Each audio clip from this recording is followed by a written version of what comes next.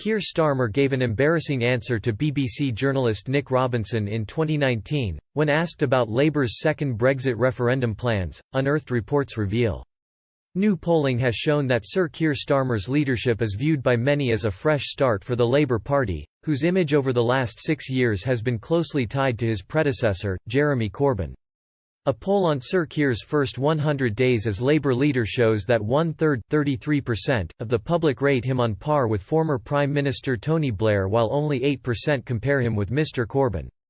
YouGov's research manager Chris Curtis said, "The British people are still getting to know Keir Starmer, but there have been a few things that have stood out to them so far. Despite having to run to the left in the leadership election, the public think he is now moving the party to the right and is a very different leader to Jeremy Corbyn. Moving away from the hard left, though, might not be enough."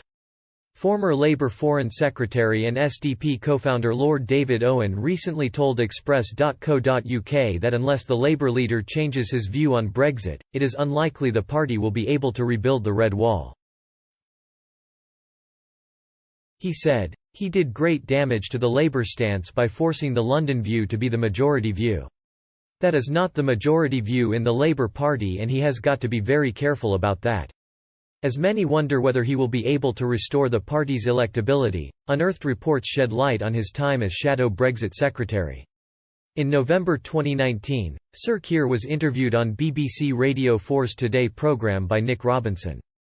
The journalist attempted to ease the Labour minister in, asking, "Let's start with a really simple question. Is it now Labour policy to hold a second referendum on the EU come what may?" Sir Keir Starmer's answer was not a simple one, though, showing just how complicated his party's stance on Brexit was. He replied, "Well, let's put this in context in answering that. It's blindingly obvious to everybody what the Prime Minister is up to is running down the clock. She's going to bring back the same basic deal on her red lines that she has always been pursuing." And then the Labour MP started to really tie himself in knots. He continued, "We've said for the best part of 2 years those red lines are wrong.